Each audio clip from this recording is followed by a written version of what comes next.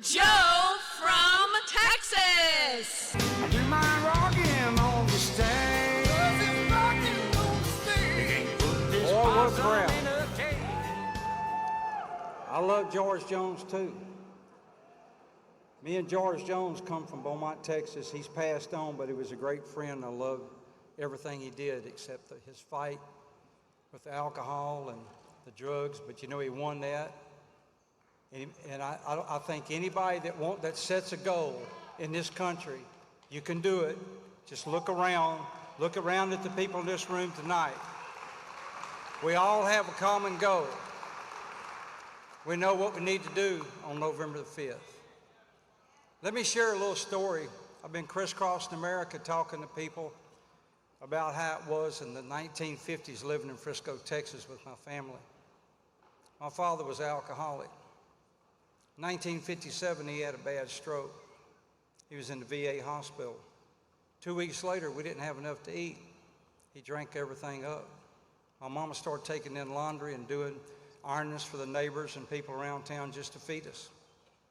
And that went on for a long, long time. I think Dad was in the hospital about half that year. There's an old gentleman next door that did all kinds of odd jobs, and he let me and my two older brothers help him. My younger brother was too young. We'd make a nickel or a dime or something, bring it home to Mom, and that's what fed us. She read the Bible to us every night, and that was so important to keep our faith and to plow ahead. The old gentleman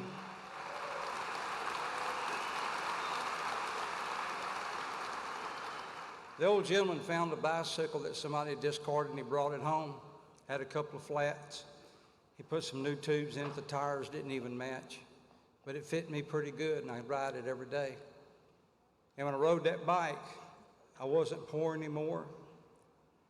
Nobody looked down on me. That was my freedom. The air would hit me in the face. I'm sure a lot of people, when they ride their motorcycles, they feel that way. And I felt that way every day. And me and my older brother Lee could ride it. And we rode it every day, and we loved that little bike. And I had a cousin that probably some of y'all have cousins like this, that your mom say, Billy's coming over, Ralph's coming over, just made you really cringe. This kid was always getting me and Lee in trouble. Mama said, Andy's coming over tomorrow. So, oh man. So we're riding the bike, and I look up and I see Andy coming from the house. He comes up, and Lee's riding on the bike, and he said, I want my ride. I said, you don't get no ride. He kept everything to himself. That's the meanest kid you ever saw. I said, no, Andy, this is our bike. So he ran up to the house, and he told my mama. She come out and said, Joe, you know you have to share. I said, okay. So I showed Andy. I said, you see that old truck down there? He said, yep. I said, that's how far you go, and you turn around, you come back. So Lee got up with the bike, and Andy got on it, and down the road he went. Got close to the truck, and I told Lee, I said, he ain't slowing down. He went right on past the truck. I felt like he's gone about an hour. It must have been about 5 minutes. He come back, he run right by us again. Well, 65 years ago, I experienced road rage that day. I really got a little bent out of shape at 9 years old. So Andy made the turn, he come back, and I said, Andy, stop, that's my bike. He said, no, it's mine.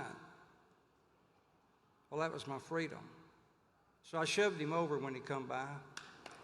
The bicycle was on top of Andy, and I got on top of the bicycle, and I had my way with Andy. I got through with him, and he jumped up squalling and run back to the house. Here come Mama. Joe, get in this house. Well, she didn't whip me, so I wasn't too worried about that. But every day after she got my daddy up, got him something to eat, and got him through the bathroom, she'd sit him in front of that window in the front so the sun would come in, shine on him. He couldn't get around by himself. His whole left side was paralyzed. She said, come in here. So I went in. She says, go in there and tell your daddy what you done. I said, whoa. I ain't had to do that for 2 years. Go tell your daddy what you done to Andy. So I went in there, and Dad had his head down. He was sleeping. I said, Daddy, real low. Mama said, Joe, call your daddy. I said, Daddy, what do you want? I said, Mama said, I got to tell you what I did to Andy. What'd you do to Andy? I said, well, we got in a fight. What was you fighting for? And I told the whole story again. Now, this man would be 122 years old if he was living today. So I was raised the old way. He was pretty strict before he had that stroke. And he had that cane, and I was worried about what was fixing to happen. But I wasn't going to run away. I knew I couldn't do that. So he sat there and he picked his thoughts, and his words real good. He says, y'all were fighting. I said, yes, sir. You love that bike? I said, yes, sir. He said, who won the fight? I said, I did.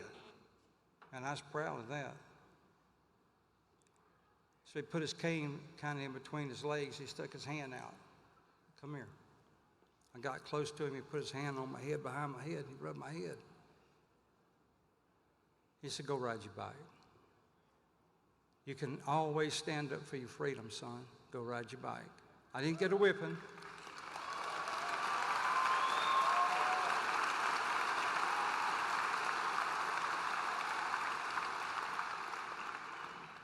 We have the most important fight America's ever had, not in my 74 years, but since America started. We have got to win the White House this November.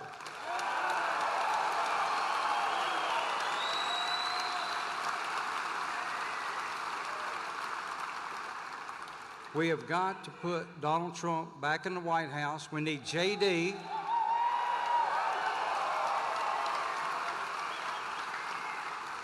We need J.D. to go to the University of Trump for 4 years, learn everything he can, and lead us for 8 more years.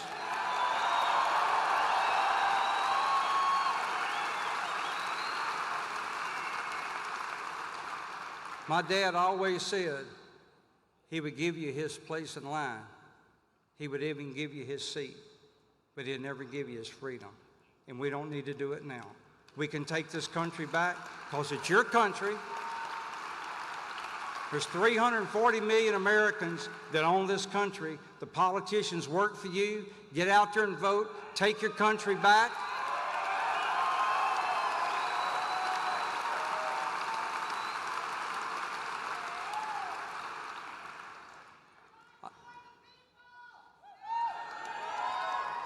I need you to go to joefromtexas.com and read a little more about us while we're crisscrossing America and doing this, but it's for the American people.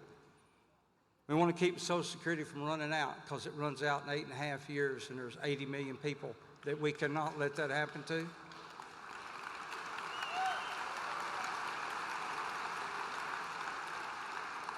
It was important to me. It was important to my family. And it's not just a coincidence. I believe God put you in places to talk to people and see what you can, if you can make a difference. This election is November the 5th. November the 6th, I'll go to the cemetery and talk to that old man that put his hand on my head.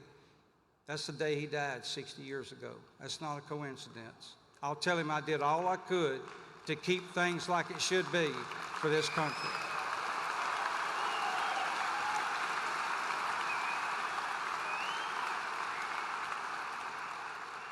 God bless Tucker Carlson. God bless each and every one of you. And God bless the United States of America.